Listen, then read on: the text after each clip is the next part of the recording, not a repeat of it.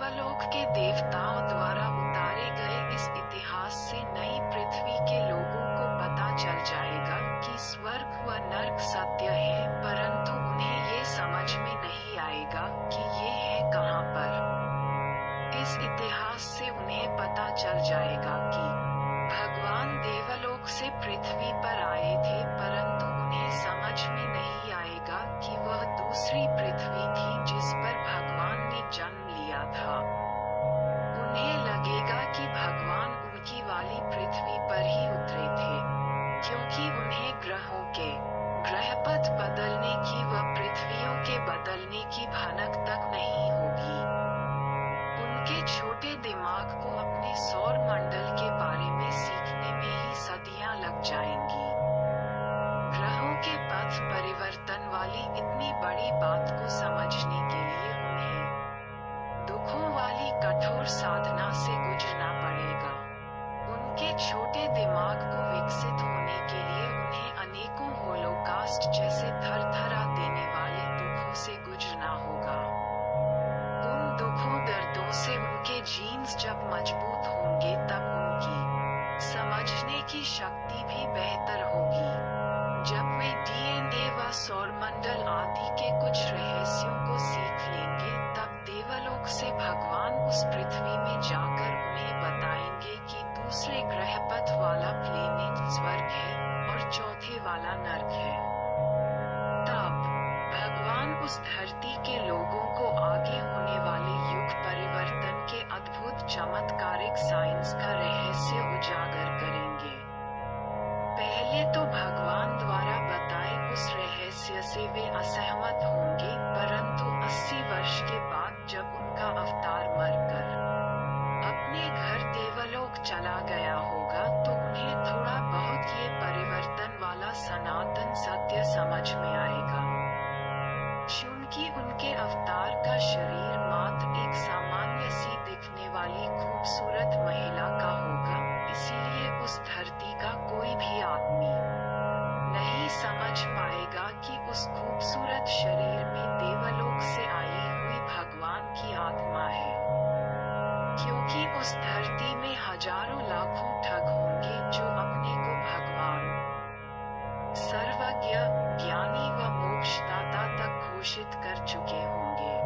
भगवान के नाम पर वहां हजारों लाखों पंथ, संप्रदाय व रिलीजनों का धंधा फल फूल रहा होगा।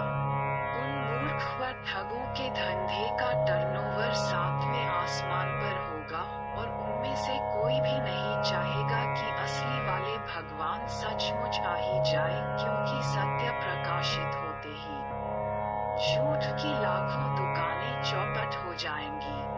धरती की आधी से अधिक जनसंख्या तो 2000 वर्ष पूर्व दूसरी पृथ्वी में महेश शास्त्री द्वारा स्थापित सत्य सनातन धर्म के अनुयायी होंगे।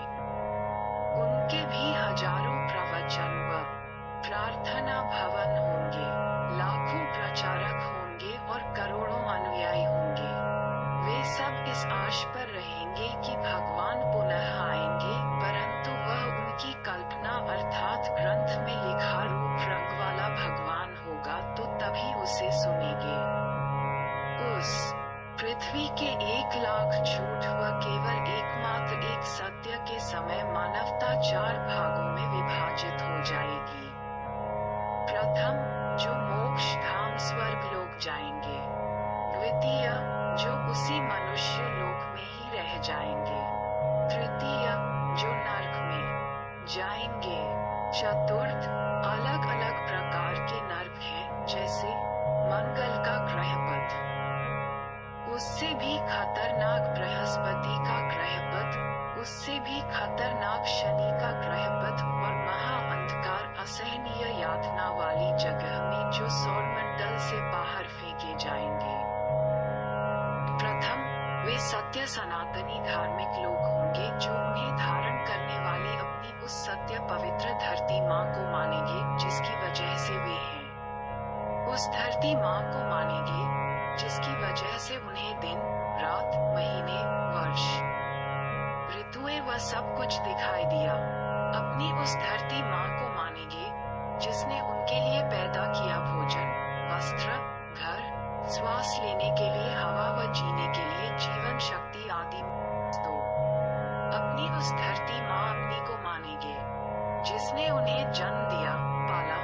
पोष सुदूर ग्रहपथ से वहां तक पहुंचाया और फिर आगे पूर्ण विकसित आत्माओं वाले ग्रहपथ में ले जाने को तैयार होगी। वे अच्छे लोग समस्त प्राणियों को धारण करने वाली धरती माँ के बारे में सिखाने वाले अपने कालखंड वाले शास्त्री जी को ही अपना गुरु मानेंगे और उस पृथ्वी की सच्ची अवतार को ही अपना भगवान मानेंगे। वे कृतज्ञ होंगे व माँ के ऋण को चुकाएंगे। वे हर काम सही करेंगे। वे ही लोग अच्छे लोग कहलाते हैं। उन्हें स्वर्ग अर्थात मोक्ष मिलेगा। 2. दूसरे वे लोग होंगे जो बहुत रिलीजियस होंगे। वे रिलीजन, पंथ, मत, संप्रदाय के नियम, पूजा पाठ, प्रार्थना व पारंपरिक रीति रिवाज का पालन करेंगे, परंतु उन्हें धारण करने वाली उनकी ही अपनी उस सत्य पवित्र धरती माँ को नहीं मानेंगे, जिसकी वजह से वे अस्तित्व में आए, जिसकी वजह से वे जीवित होंगे। अपनी उस माँ को नहीं मानेंगे, जिसकी वजह से उन्हें दिन, रात, महीने, वर्ष, ऋतुएं व सब कुछ दिखाई दिया। अपनी उस माँ को नहीं मानेंगे, जिसने उनके लिए भोजन, वस्त्र, घर, श्वास लेने के लिए हवा व जीने के लिए जीवन शक्ति दी। अपनी उस माँ को नहीं मानेंगे, जिसने उन्हें जन्म दिया, पाला, पोष सुदूर ग्रहपथ से यहाँ तक लाए और फिर आगे पूर्ण विकसित आत्माओं वाले ग्रहपथ में ले जाने को तैयार होगी। वे उस कालखंड के शास्त्री जी जो उन्हें धारण करने वाली धरती माँ के बारे में सिखाए और सच्ची अवतार व सच्चे भगवान के बारे में बताएं, उसे नहीं मानेंगे। वे महामूर्ख अपनी माँ को नहीं मानेंगे, इसीलिए कृतघ्न रहेंगे। उनका हर धार्मिक दिखने वाला काम गलत होगा। वे लोग ही मूर्ख अथवा बुरे लोग कहलाते हैं। उन्हें इसी दुखालय अर्थात रिलीजनों के लोक में छोड़ दिया जाएगा। कम से कम 2000 साल तक भूख, प्यास, अतिवृष्टि, अनावृष्टि, अकाल, लड़ाई, झगड़े, महामारी व दर्दनाक मौतों से गुजरेंगे। तब नई धरती में महापरिवर्तन से पूर्व उनके लिए मोक्ष का दरवाजा एक बार फिर खुलेगा। तीसरे, वे लोग होंगे जो विरोध करेंगे महेश शास्त्री की शिक्षा का अर्थात धरती माँ वाले सत्य सनातन धर्म का। वे विरोध करेंगे भोजन, वस्त्र, शरीर, हवा, पानी आदि सब कुछ देने वाली अपनी ही धरती माँ का। वे विरोध करेंगे अपने ही वास्तविक अवतार तथा अपने ही सच्चे भगवान का विरोध करेंगे, सत्य सनातन धर्म अथवा अपनी ही धरती माँ का। उन्हें ये सौर मंडल नर्क में भी जगह नहीं देगा। उन्हें मंगल, बृहस्पति अथवा शनि लोक में भी जगह नहीं मिलेगी। वे सौरमंडल से बाहर घोर अंधकार में फेंक दिए जाएंगे।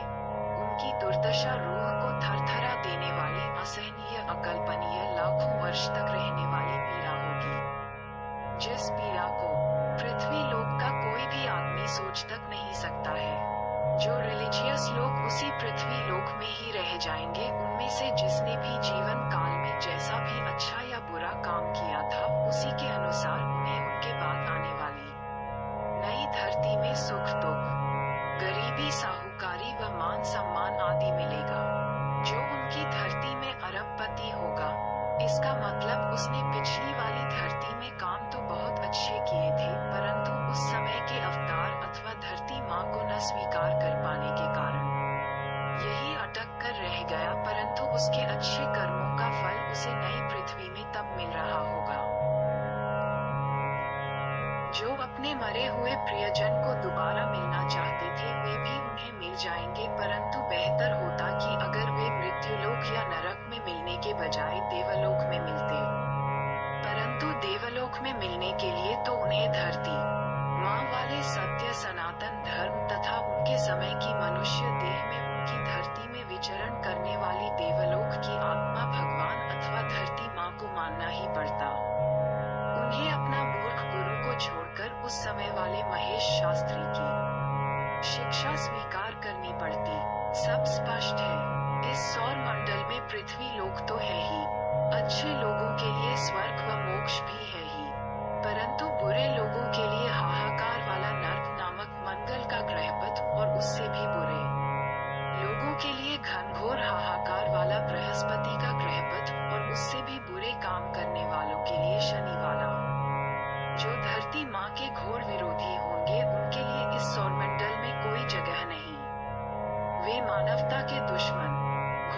लालची जो करोड़ों की संपत्ति को हथिया कर बैठे घोर शैतानिक अनर्थ करने वाले मानव के शरीर में दानव होते हैं, परंतु अंतकाल में उन्हें भी यह प्रकृति माँ बताती है कि यह ब्रह्मांड उनसे थोड़ा सा अधिक शक्तिशाली है। ये ब्रह्मांड सब कुकर्मियों को दंड देता है ताकि वे सुधर सकें, परंतु उस दंड की पीड़ा हर पल एक नई मौत के समान हो सकती है।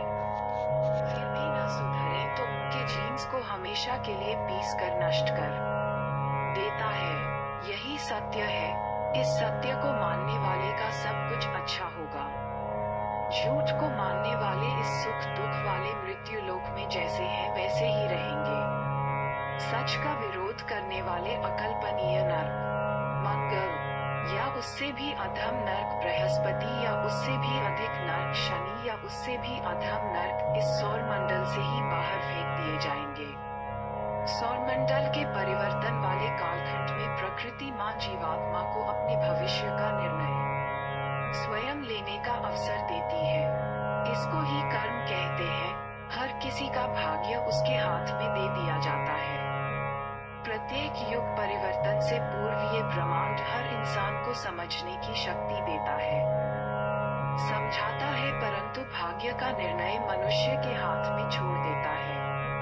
कालखंड के इसी निश्चित बिंदु पर पृथ्वी में सत्य सनातन धर्म की स्थापना करके ये ब्रह्मांड हर किसी को एक अवसर देता है कि वह अपने भविष्य का निर्णय स्वयं करे।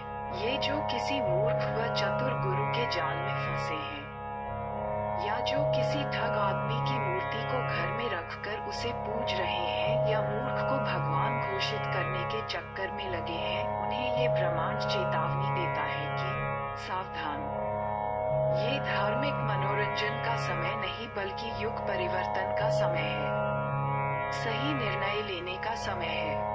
तुम्हारा ये रिलीजियस मनोरंजन तुम्हें हजारों लाखों वर्ष तक खतरनाक अंधकार में असह्य पीड़ा वाली सजा का कारण बन सकता है। इस ब्रह्मांड के चंगुल से कोई भी आदमी नहीं छूट पाएगा।